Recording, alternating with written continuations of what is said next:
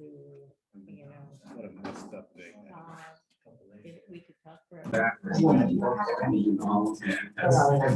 everyone get enough to eat. There's plenty more, so please feel free to get up and get more if you want it. We are starting a little bit later so that everybody has a chance to get through. And I'm not going to stand behind the podium because all you see is Roy, okay? So I'm going to stand here, but taller people feel free to use the podium. Welcome to our very first in-person at a member's location for the year 2021. It is so nice to see people here and also to see that we still have people joining us remotely as well. I hope that we're going to be able to continue these hybrids so that it's more convenient for more people to join us today and in our future meetings. And I would like to open our meeting today by asking our board member Beth Press to lead us in the Pledge of Allegiance.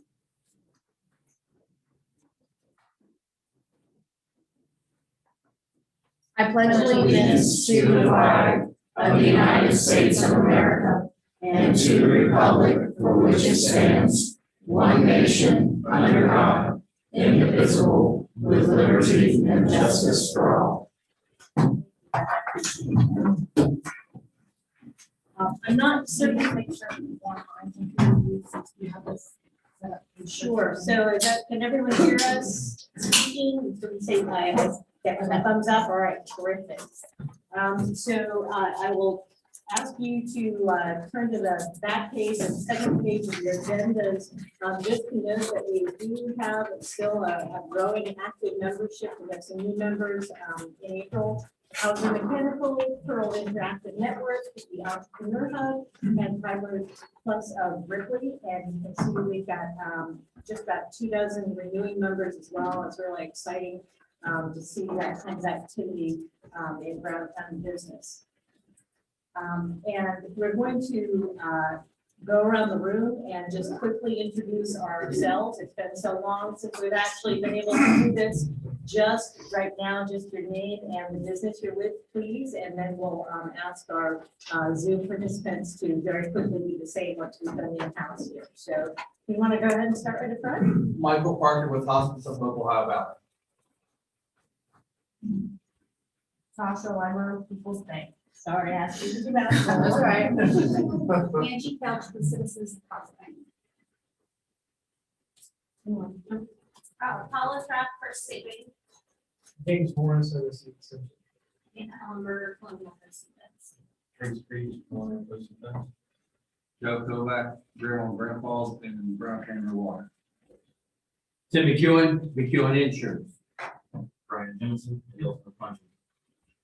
Ben Morrison, Southern Hills Community Bank, and Brown County Rural Water. Dan Sarback, Bryan County Rural Water. Billy Burton, Pregnancy Resource Center. Heather Darby, Brown County Rural Water. Beth Kress, Eagle Creek Nursing and Midwife. Amanda Brown, Brown County Board of Duty. Emily Payton, Miller St. Georgetown Beaver Hospital. Wade Saunders, Ohio Men's Job. Ben Wood, Brown County Rural Water. Jim Bridges, Brown County Rural Water Association. Brandon Elmer, Brown County Chamber. A roller coaster Lynn Harden with the Chamber and also Brown County Public Library. And Missy Jimson with Brown County Chamber. And if those online would like to quickly introduce themselves, I don't, Missy, if you want to read down the participant list and call them out. The first person we have is Dale. Yep, Dale Essenack with Newport Retirement. Evelyn. Evelyn Yaki, Brown County Educational Service Center. Darrell. Darrell Gray, one of the Brandon County Commissioners. Robert. Robert Elmore with Chatfield College. Bill. Bill Garrett, Superintendent, Brown County Educational Service Center. Casey. Hey, Casey Compton with the Maysville Mason County Area Chamber of Commerce. Judith.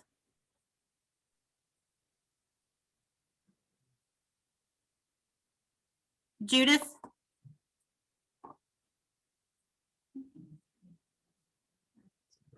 Okay. All right, I think that was everybody. Okay, terrific. Next, we'll move on to our committee reports. I do not believe Jim Patrick is here today to join us for that. So we'll skip on and we'll see if we want to come up and talk about some of our fundraising and all about it.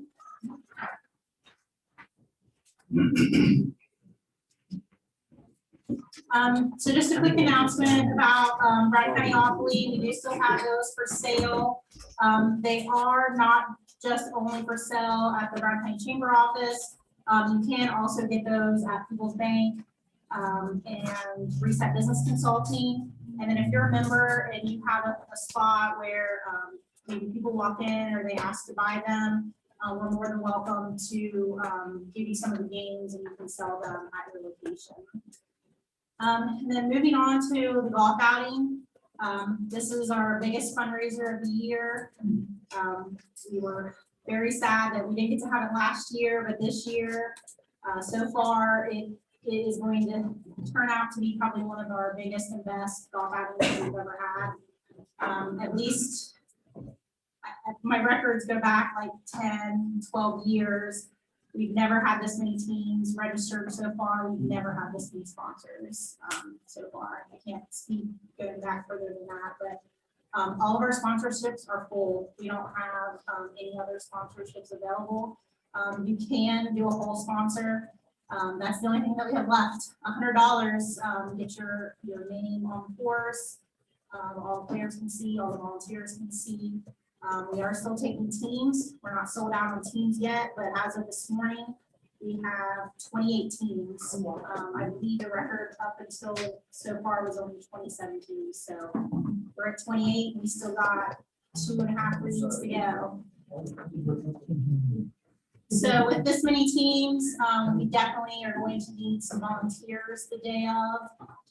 If anybody would like to volunteer, let me know. We need help with checking people in the morning of. As the players make their way around the course, we need people at the holes, passing out water, snacks, drinks. We have cool games that they'll be able to play as they're making their way around the course, and so we need volunteers to help man those games. So there's no shortage of work to be done. Plus, it'll be fun. We'll get to interact with the other members. Wear your company gear or wear one of our volunteer provided sweat or t-shirts. It's just a good day to get your name out there and network with the other chamber members today. So, and we are also doing golf ball drop again this year. Bethel Fire Department is going to come out, lift somebody up on the ladder truck, and we're going to dump out the golf balls. Again, they're $5 per ball. Whichever ball lands in the hole or closest to the hole will get a 50-50 split. So I do have tickets here today if you want to get in on my golf ball drop. Stay up there and keep on going. Oh, okay. Training. I need those papers. Oh, sorry.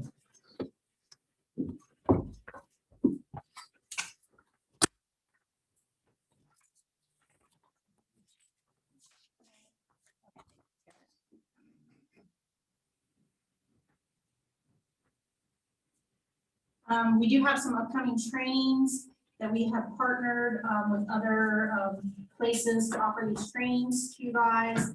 Our first one is a partnership with Bugle and with APAT's Business Development Department. On June the 8th, it's selling online with e-commerce tools. That one's going to be virtual. We're hoping to get back to all in-person training here shortly. The other training is Make Your Website Work For You, June 10th. Again, that's a partnership with Google and APAT Business Development Department. On June 16th, we have a partnership with the Cincinnati Minority Business Assistance Center, MBAC. What we're going to do is have a small business panel discussion. Me from the Chamber, Kelly Cole from Economic Development, Lisa Thomason Davis from APAT Business Development Department, and then a representative from the MBAC Center in Cincinnati will be holding a discussion where we can talk about the different resources that are available to business owners in the Bryan County area. We'll talk about loans, networking opportunities, things like that. There is one that same day, early in the morning, if you want Adams County business, to do a business discussion for Adams County businesses as well. The Brown County is that afternoon on 16th at 3 o'clock. And then we're working with Christy Cleary at OSU to do True Colors training. And what True Colors is it's a personality assessment that lets you determine how you work with other people and what other personalities you work better with or not with, or how to deal with other personalities. This is a training we've been wanting to do for a while. It helps with employee communication and just managing skills. Our plan is to do that in August. We don't have a set date yet, but I think that on your radar to be looking for that, because that's a really it's a really neat training for anybody that has ever been through that training before.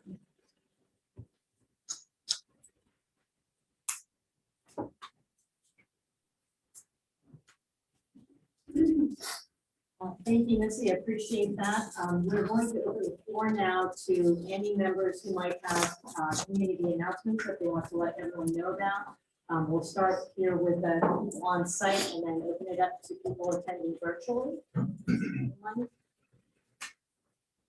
Nothing going on yet? Nothing. I'll say something. All right. So I'm Maureen Brown, I work for Brown County Board of Education. We have several things going on now in the county. First of all, we started a CREATS program, so we go into those schools and work with children with developmental disabilities to help them get prepared for community employment. We also have a new program that's starting at Southern Hills. It's called Project Life.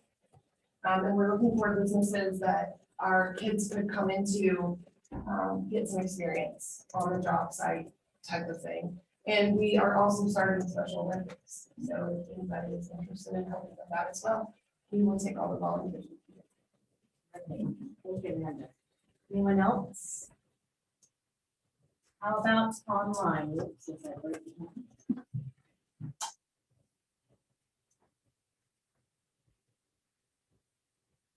Anyone online wants to say anything?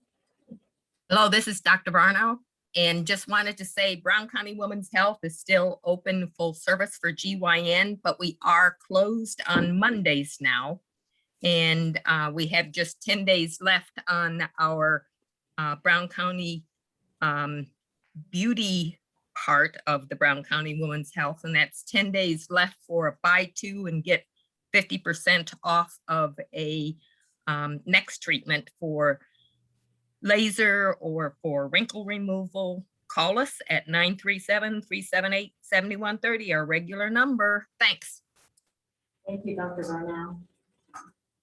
I will make a quick announcement on behalf of the libraries, and actually this is really more about workforce development.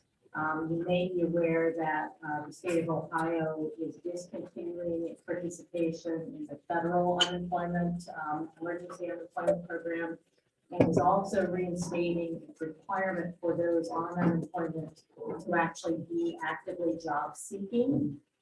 My hope would be that that helps to our members to help start filling some of those jobs, the vacancies that you see all over the place. But I want to let you know that the library has a resource called Job Now, and if you go to our website, you will see that listed under, I think it's under resources if you have, but it actually helps people to, you can do mock interviews, you can submit a resume. So if you know people who are out there who need some help getting up to speed, it's not to take the place of what Ohio News Jobs does or anything like that, but to supplement it and see your library card. So there is help out there for those who are job seeking, and hopefully we'll see more of those in the near future. And if that's it for community announcements, we will go on. It's a little bit early, but I'm hoping that perhaps our speaker for the day is ready to go. This is about one of the benefits that is available to members. It is a 401k plan that you can offer to your employees. So with that, I'm going to see if you have any other introductions you'd like to make.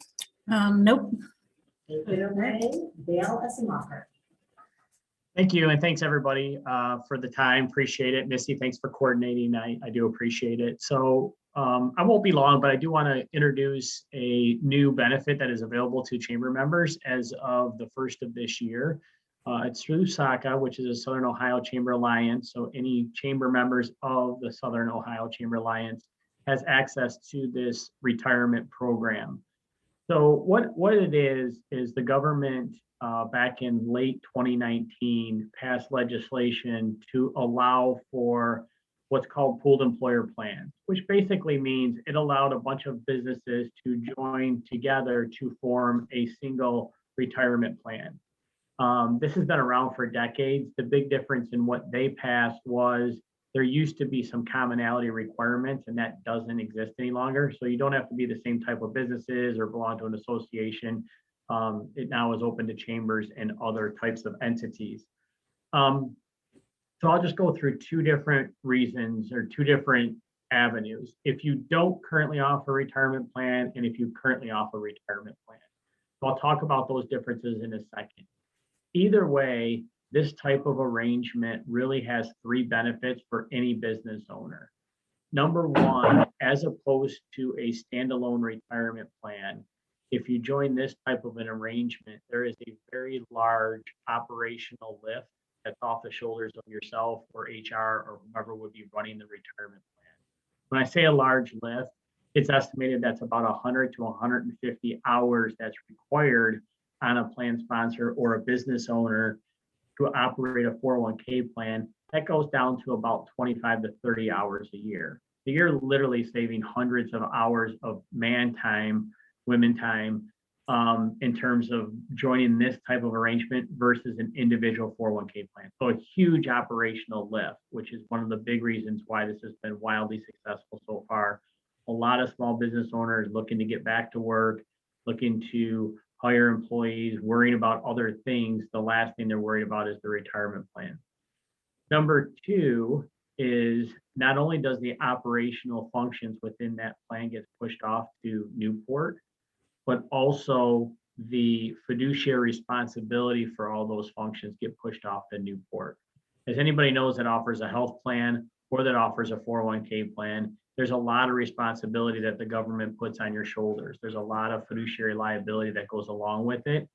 That gets pushed off onto Newport as well. So as a business owner, you can sleep well knowing that you do not have the responsibilities that you used to have in running a 401k plan.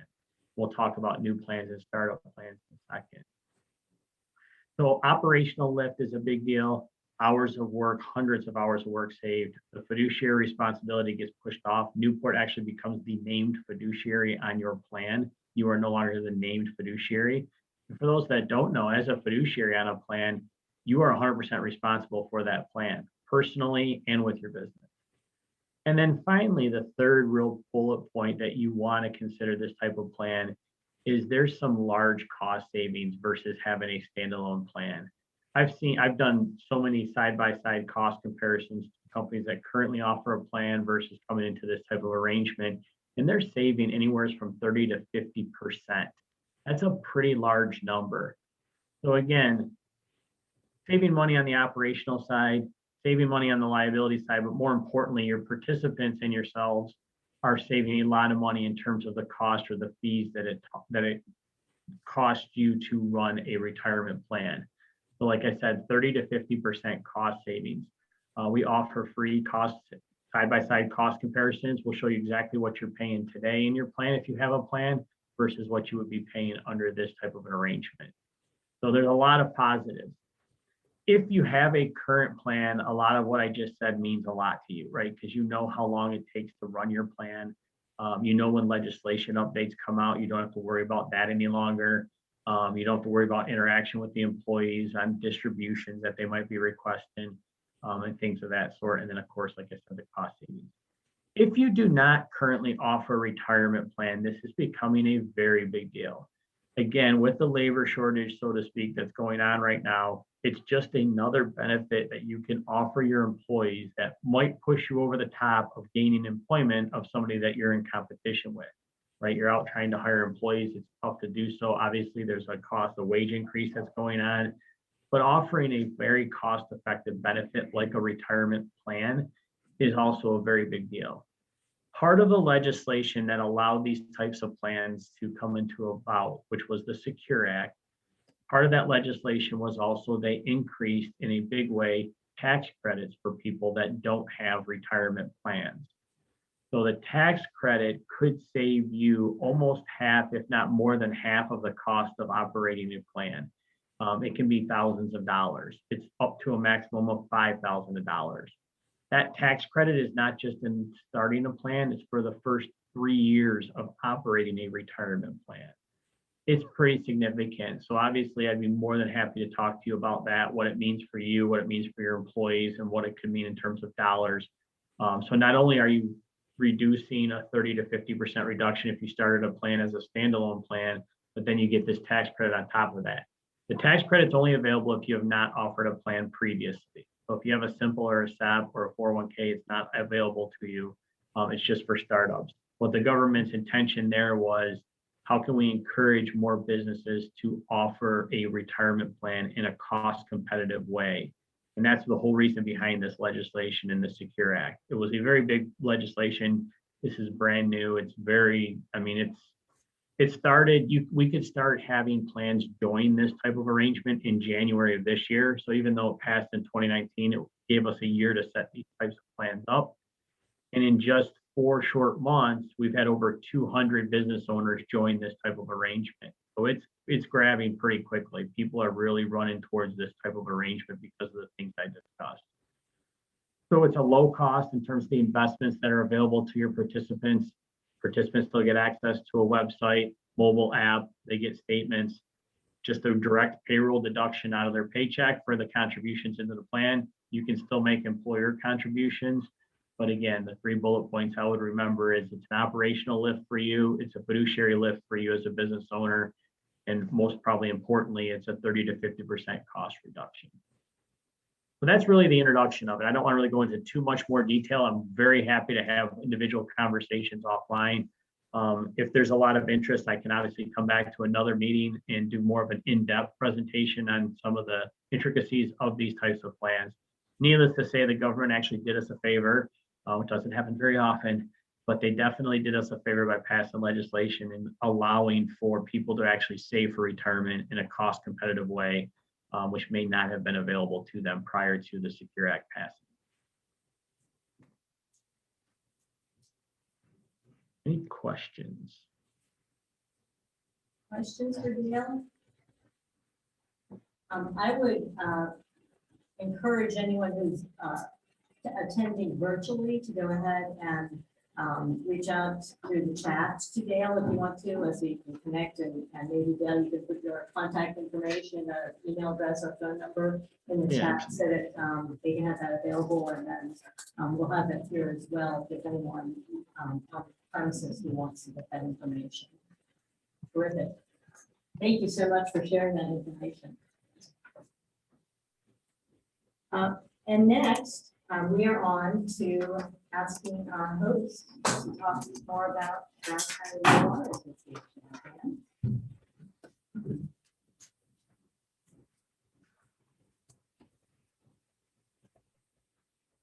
Good morning. I'm Dan Sarback, General Manager of Brown County Water, and I wrote down a few notes. I know everyone ate, so I would like to get everybody, when I'm done speaking, if you want a tour of our water treatment plant, if you've seen it before, please go through it again. And if you haven't seen it, please go through it. And if you don't have time today, anytime, you can call us 3 a.m. Christmas morning. Someone's going to be working. We'll give you a tour. We might not have presents on your arrival, but we will give you a tour anytime, any day. Brown County Rural Water began in 1972. So next year will mark 50 years next July, hoping to have a big party here. We're a member-owned association. I own 1 Brown County water tap. That means I have 1 share out of 10,200. I didn't look at the numbers. 10,216 as of last month. So I own 1 share of that. If you have a tap or taps, you can do the math to what percentage you own. You're sitting on 540 acres. People drive by this place, and it's funny, we're a utility, so, we're not always loved, but I will say this, you drive by this place, we're on 540 acres. Why do they need so much land? Why do they have all that? Well, I'm gonna tell you why, and it's dirt cheap, and it's a great deal what we have going on down here. We're sitting next to the river. A lot of people may think we're surface water.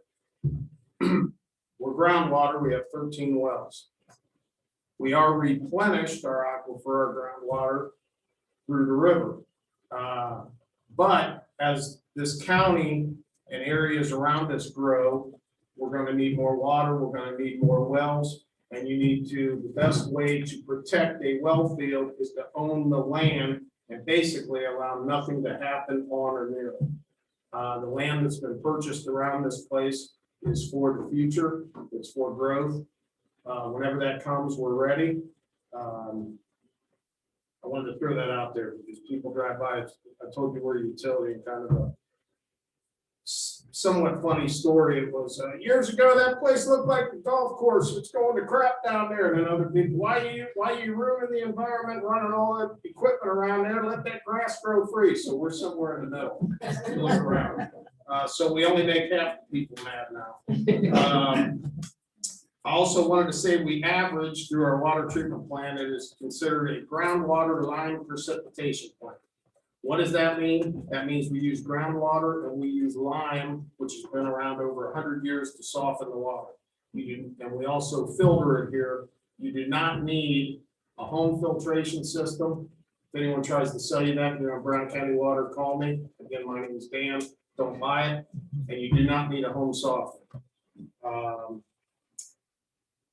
Made some notes, so I won't forget anything. I told you 2.2 million gallons a day is our average we pump from our plant. We currently have the capacity to go to 3.7 million. Should we need, we have multiple interconnections with Tate Monroe Water, Highland County Water. Although Georgetown has their own water system, we supply all of their water, Sardinia's water, Hammersville's water. We have interconnections with just about everybody. And that is a mutual agreement, them to help us and us to help them, some of the emergency connections. We do this, the 2.2 million gallons per day. We have 13 above ground water tanks, and those are not cheap to rehab, believe me.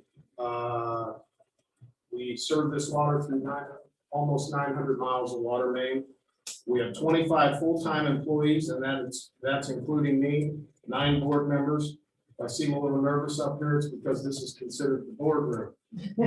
Every month, Billy's laughing and Heather's laughing because they're both in on these meetings, and I report to 9 board members in this room once a month. And trust me, it's like an in-depth interview every single one.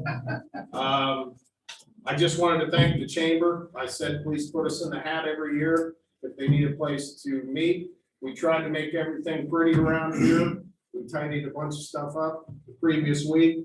It's a beautiful day outside. It's going to be a hot weekend. It's almost Friday. So I want to thank you again. And we'll be available next year should you need us. And tours are available for anybody that wants them, or we can meet out in the hallway when we're done here. Thank you. Thank you so much. We have a board meeting. Walk out of the room with John, that's always a good thing. Have you ever projected that, how the plant you have, how much capacity for this year? Plant, right? 16 million a day. 16 to You have 20. three, Yeah, 3 a day now, so 16 to 20. 5 to 6 more times.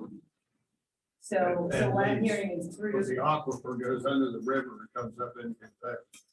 So it's a huge area. We're really blessed. The glacier stopped here and spent some time and then ran on, left the debris. So I don't know if people attending virtually could hear all of that, but the question was raised about what's the, projecting the actual capacity of knowing that you've got 540 acres. And if I heard correctly, somewhere between 16 and 20 million gallons per day if everything was all the land was used and built up. That's incredible. It's a $41 million company. $41 million. When you started, You wouldn't think that in the water. what was the first couple of years you opened, like, capacity, how much has it grown? I'm gonna turn Really to, good story. Billy Burton was here 41 years, 40 and a half. and now she is a non-paid historian for the water. I'm sorry, you said when we started. I guess I'm thinking is how much has it grown and you project, it take a long time to get to that 16 to 20 million Well, dollar. here, we had a company, Foxconn, that was interested in one metal, they wanted 3 million gallons a day. 3 million a day. Data center wanted like 2 million gallons a day for cooling of the data, that's part of the cloud. So you never know what's gonna happen, it could blow up big time. But when that happens, the state's gonna have to come down and help us do that, pay for that, so that'd be a big deal. Now we're looking at possibly putting up a 2 million gallon water tower up in Wolfsburg, that's in the planning, we don't know when we're gonna do it. And there's other villages that's interested in us working with them. Like we did with Aberdeen, they have a water problem, and we assumed that system. Looking at your map, you guys already service Williamsburg, correct? We provide water to them. Okay, so what's your involvement with the new Korea plant up there? No.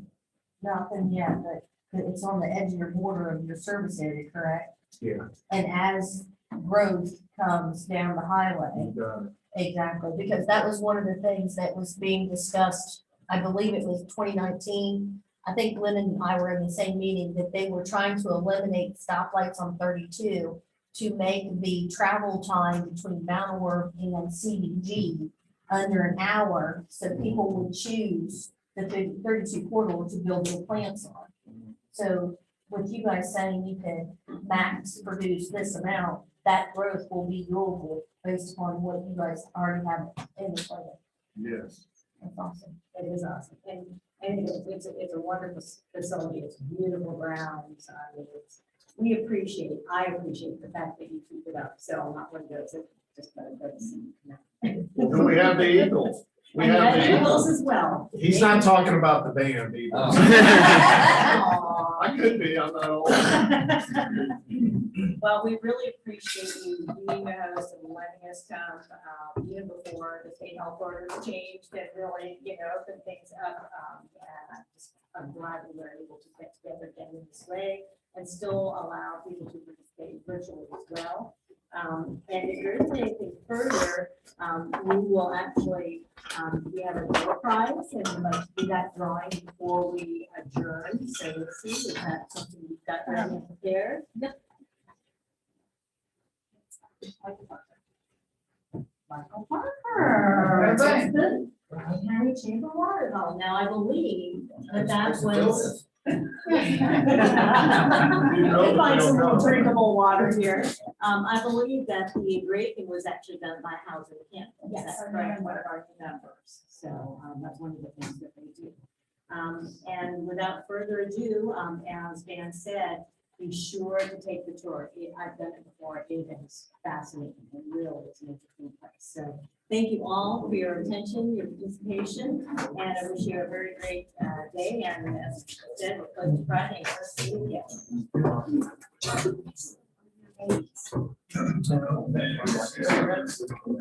again.